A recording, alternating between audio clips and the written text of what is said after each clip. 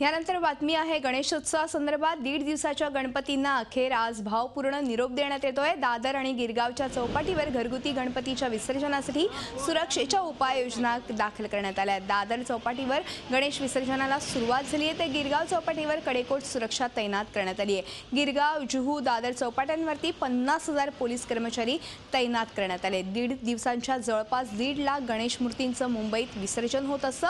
विसर्जनासाठी चौपाट्यांवर व्यवस्था करण्यात आली आहे। आणि एकूणच आपण या संदर्भात अधिक माहिती घेण्यासाठी थेट जाणार आहोत आमच्या प्रतिनिधी दीपाली जगताप पाटील यांच्याकडे। त्या सध्या दादर चौपाटी या ठिकाणी उपस्थित आहेत। दीपाली, आपण बघतोय की काल गणपतीचं आगमन झालेलं आहे आणि आता 1.5 दिवसांच्या गणपतीला आज निरोप देण्यात येतोय। काय सांगाल, सध्या तिथे कसं वातावरण आहे?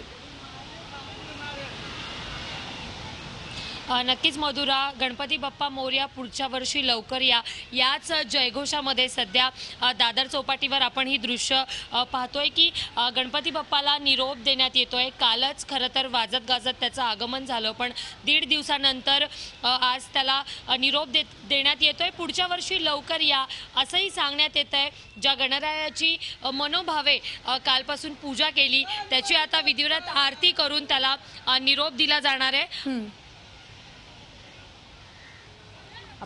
आपण बघतोय की आता भावपूर्ण असा निरोप खरं तर गणपती बाप्पाला दिला जातोय। 1.5 दिवसांच्या गणपतीचं आज विसर्जन होत आहे।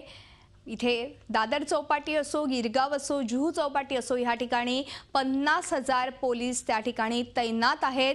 एकूणच सुरक्षा व्यवस्था चोख करण्यात आलेली आहे।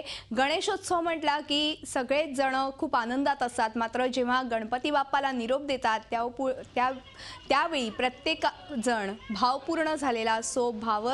त्याचबरोबर आपण बघतोय की गणपती बाप्पा मोरया पुढच्या वर्षी लवकर या अशा पद्धतीनं या ठिकाणी गणपती बाप्पाला निरोप दिला जातोय। आपण पुन्हा एकदा दीपाली आमचे प्रतिनिधी आहेत त्यांच्याकडे जाऊया।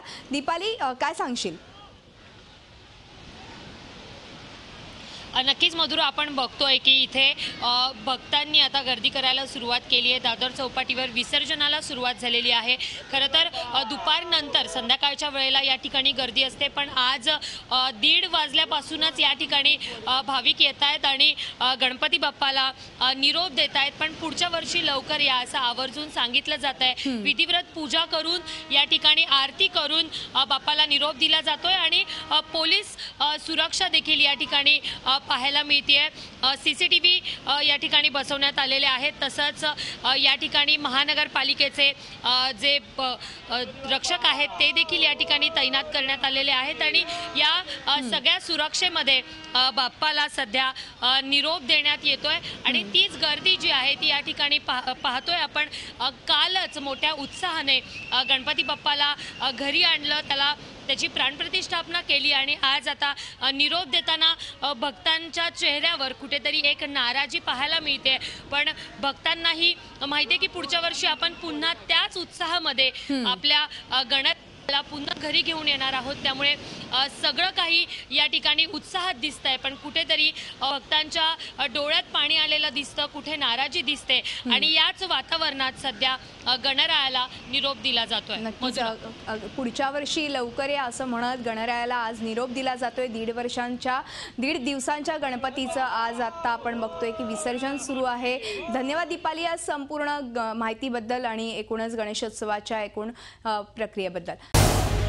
झी 24 तास रहा एक पाऊल पुढे।